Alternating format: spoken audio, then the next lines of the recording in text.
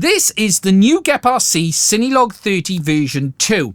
Now, this was all planned out to be a simple review of the drone, walk you through its features and capabilities, and then at the end share with you my thoughts. Now, whilst I'm going to do that today, I found out something about this drone in my testing that puts me in a rather difficult position. It's not my job, though, to tell you what you should do. And in this video, I'm going to explain to you what my stance about what I found is. But at the end of the day, my job is to provide you the information to allow you to make up your own mind. But this one is going to be rather interesting, so please do make sure you hang around to the end. Now, just before we get into it, I just need to be crystal clear in saying I was sent this drone to review for free. I have not been paid to make this video. Geprc have certainly not seen this video before it's been published, and as always, my thoughts are entirely my own. Anyway, let's get on with the drone itself, the unboxing and stuff. There will be timestamps below if you want to get into the juicy stuff, and at the end, let's see where all this ends up. Okay, so what we've got here is the new Geprc CineLog30 version 2. Now, it comes in this box as you see here. On the top, you get a bit of packaging in the middle, and then either side, there are two cardboard boxes with some accessories in, which we'll take a look at in a minute. And then the craft itself is nice and safely housed down below. Now, this new version of the CineLog30 is available, I believe, in 3 variants. You have this version, which comes with the DJI O3 air unit installed as standard. There's going to be an analog version, and there's what they call a WTF version, which I'm going to assume, and please don't take this as fact, is a Vista running WTF. I'm not exactly sure, but that's what I think it is at least. But please do check the Geprc website to make sure you understand what the differences are. Now, the aircraft itself is then housed down there. You can see we've got some protection foam on the top. Now we're going to take a look at the aircraft in a bit more detail in a minute. What I just want to do first, though, is just go through what else you get with it. You just have this little book with manual with stickers included as well. And then in each of these little boxes that I took out on the top, we've got props on one side as well as a screw kit and our manual for our O3 air unit. So that's included. And then on this side, we have our battery straps, we have some battery pads, as well as an action camera mounting accessory, which is the small one, not the full size one. Now, walking you around the CineLog30 version 2. Now, the first thing you'll see is everything hangs off this composite top frame. Now, as I've said, this is the O3 edition. The O3 camera is mounted up front, and it is on gummies, which means you're going to have some good vibration isolation there if you did want to use the footage from the O3. But if you did want to mount an external action camera, don't worry, they do have, again, an isolated mount on the top there. You can see that there's isolation gummies all the way there around the corners. Looking towards the back, you can see our antenna up the top there for our O3 air unit, and then there's also an antenna there for our receiver. This version is the Express LRS edition, but you may be able to get it with other receiver versions too. Looking around the back, you will see that there is a USB-C port. Now, that is the port for the flight controller. There is still a USB-C port on the flight controller. If I just look around, there it is. It's going to be quite hard to show you here. You can see down there, but you don't have to worry about getting to that one because they've put an easy access port on the back. Now, with regards to that O3 air unit, it is a standard O3. It is mounted on the bottom down there. There is easy access to the ports and the SD card slot on this. You don't have to worry about trying to fish into the frame to get to it like you see on some of the builds. The SD card is nice and easy to access, as is the USB port for updating the firmware. Now, you may have noticed, looking on the bottom, that there is an LED strip included with this quad as standard as well. And then with regards to the rest of the components, all the electronics are then sandwiched between that O3 air unit and the top frame. We've got our Express LRS receiver there down in the back. You've got your capacitor, and there looks to be another board up there, probably the LED control board from the look of it, and we'll do a bit of a teardown to look at that in a bit more detail later on. Now, with regards to the props and the motors, these are 3-inch props and they are fitted to the 1404 SpeedX2s from Geprc, which are 3850 kV. I just move it there to get it into focus. You can see the windings at the bottom, and these are obviously configured in a pusher setup as you would expect on a quad like this. Now, one of the nice features about this quad is the fact that it will come in at under 250 grams with a 4S battery installed. It is designed to be used on a 4S pack of about 720 milliamp hour, and they say that gives you an all-up weight of 238 grams roughly. Now, I have weighed it as it is here, and I'm getting about 178 grams without the battery, so you got about 70 grams to play with on the battery depending on the size you want to go with. That obviously means it will come in at under 250 grams, which means you can fly it in those locations that you can't fly much bigger aircraft, and it benefits from those same rules that you get on the likes of the mini DJI drones. Now, when you do look around this quad, there are a lot of nice little touches. As I showed earlier, we've got that USB-C port out back, which just makes life easy access in Betaflight, easy access to our SD card slot on O3, the built-in mount for the action camera, and there's even little aluminium mounts here for your battery strap, just to make sure that it's held down nice and solid. Now, just to show you what this looks like on the bench with regards to those built-in LEDs, I'm just going to power it up. And boom, there you can see they are really bright, shining from down below from underneath the craft. If I just flip it over, you can see that LED bar included all the way around. Now, what is good is that they have not gone along the front up here, because that could cause reflections on your O3 camera.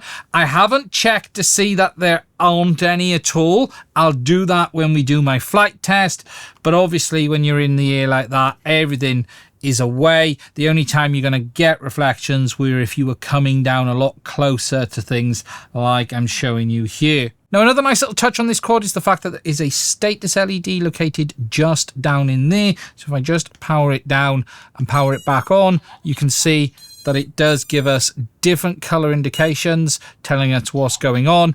And then in there, you can see our status LED for our Express RS receiver. Now, whilst the main frame on this quad is made of composites, the duct itself is plastic. It is fairly flexible. It doesn't feel like it is completely rigid plastic that's going to shatter on a bump, but obviously as it is plastic, you could end up breaking it. Now, with regards to replacing this, it is fairly straightforward. There are some mounting screws underneath that go all the way around. So we've got 1, 2, 3, 4. If we start to undo these, this will also give us access to our electronics inside. It is worth me mentioning though, as I undo this, that the O3 air unit is mounted to the bottom of this as well. So when you do withdraw this, you are going to need to be a little bit careful. If you are intending to do repairs, you might not want to unscrew the O3 air unit at this time. However, if you are going to be replacing the duct, obviously you're going to need to remove that. Now I've undone those 4 screws, you can now see that the duct will start to separate from the main frame. We've got our LED wire going across, we've got our camera wire for the O3, and our antenna wires that go up back as well. So again, depending on what you're going to do is depend on what you need to undo. What I'm now going to do is undo the screws for the O3 air unit and keep going in further. Now the screws for the O3 are released, I simply then need to very carefully disconnect the cable for the LED ring, and then that reveals the inside of the quad. Now, just to be able to show you the rest of the electronics, I've disconnected the camera cable from the O3. I'm going to just fold that back out the way there, and then that reveals the AIO inside. Now, with regards to the electronics on this, you can see it is an AIO. It is made by Geprc from the look of it, although there isn't a model number on this, and I haven't been able to find this one on their website. Now, with regards to the actual spec, it is fitted with the F722 CPU working at 216 megs. It has the ICM 42688P gyro. There isn't a barrow on board as far as I can tell, but it does have 16 megs of onboard black box storage. Moving around to the ESC, again, I don't have a lot of specification. I'm guessing it's rated at around 30 amp, and it is currently running the BL Heli 32 firmware. Now, unfortunately, this is where things go a little bit sideways. After looking at the ESC and having a look at the firmware, it turns out that Geprc are shipping this with one of the test versions of the BL-Heli32 firmware. Now, this isn't the 31.10 that we've seen from other manufacturers. It's actually 31.9, but it is a test version of the BL-Heli32 firmware that was never designed to be used by the public.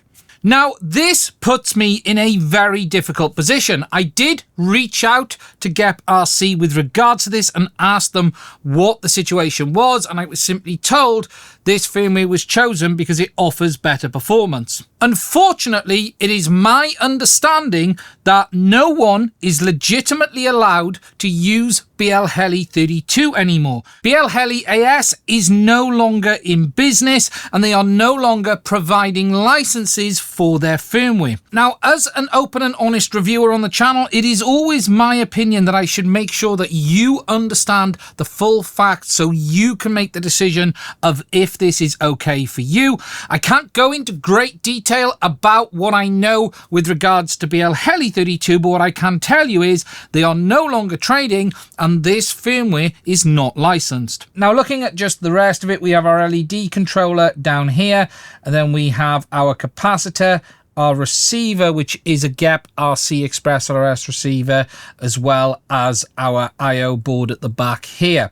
Now, with regards to the receiver that's fitted in this, when I got this, it was flashed with a generic target, but you want to select the receiver that has the PA listing on it in the Express LRS configurator for this one. I'll pop it up on the screen as the one that I used for flashing the firmware to update it. Now, in the next bit, I just want to walk you through some of the footage from this quad. Now, as you will see in the video, the weather here hasn't been great. It's been dark, grey, and horrible a lot of the time, but I have been able to get down the beach with it and test it in some areas, get a grip for how it feels, how the drone flies, also what it sounds like. I have to say, this is not a loud quad. It's certainly quieter than some of the other sort of cine quads that I've been trying in recent times around this size. It's certainly not a squealer compared to some of the others. It isn't completely silent though, but it's better than some of its competitors. What I will also say is I'm going to show you some footage with DJI's Rocksteady turned on and Rocksteady turned off to show you how the quad performs in the different kinds of weather. I haven't tested it with an external action camera. I've concentrated on testing it with the O3 camera, and that's what you're going to see the footage from today.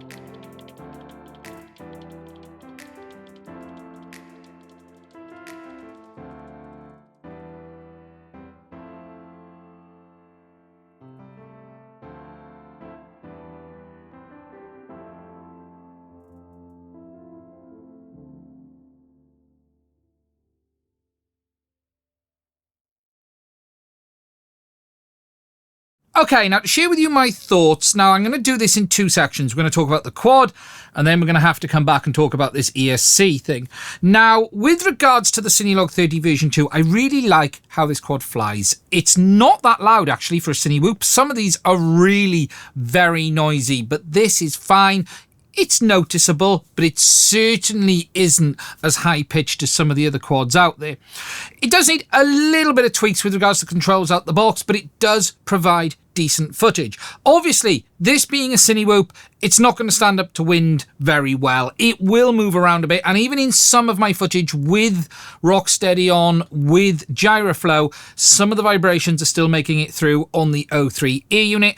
I haven't really had a chance to try this with an external camera. I have come at this from an O3 perspective and what might be soon to be around the corner, which is O4, but we're looking at it with regards to how it films without you having to spend any additional money. You do have that vibration isolated mount on top as well, so if you want to mount a GoPro on it, you can. Obviously, though, that's going to affect flight times.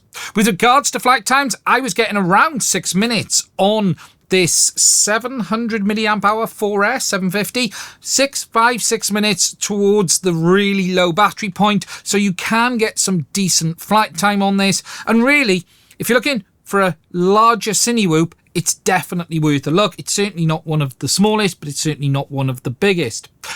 Really, from the quad's design build quality perspective, I've got no complaints. The plastic duct holds up quite well. I did manage to crash it once. I got caught by a branch and it fell about 10 foot out the tree. And in fact, I ended up mangling the O3 camera cable in that crash. It's something that could happen, I guess, as a result of how close it is to the props. So it is something I would be a little bit careful of. Mine completely chewed the cable up. But I have to say, I had torn it apart at that point and put it back together. And I am 99% I wrapped that cable absolutely fine. But on my secondary build, I've done it very tight. But it is just worth noting that those props are very close to some of the cables around there. It's the same with the antenna cables around the back. They come very, very close. So you do just want to make sure, if you do have any offs with this, just make sure everything is tucked in nicely. They have those TPU bits that hold things, but there's still the opportunity for stuff to come loose. Overall, from the quad's flight perspective, everything is looking good. Now, unfortunately, this is the bit that probably means I won't be included in any future reviews, because regardless of how much I like this, regardless of how good it is, I cannot support, endorse or recommend any manufacturer who is selling drones with potentially illegitimate software. Now, the BL Heli 32 situation is complex. They are no longer in business. And as an individual user, if you had the ability to find that software and install it on your ESC yourself, even if that was pirated software, illegitimate software, that is a choice you make as a person. Where I have a problem is manufacturers selling products with illegitimate software installed. There is a fundamental difference between a user making the choice or a manufacturer doing it where they are making money.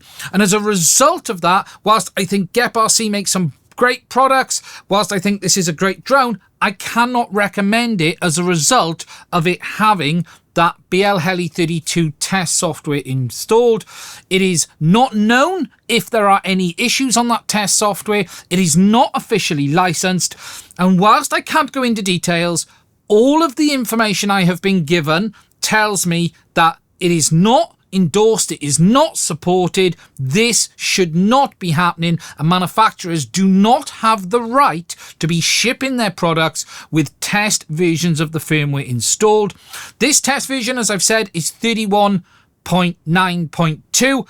We have no information what bugs there are in that, and if there are bugs, we're doomed. It's over. There's no options. But again, with regards to what is right and wrong, it is not right for manufacturers to ship firmware that isn't correctly licensed, and that is what Geprc are doing here.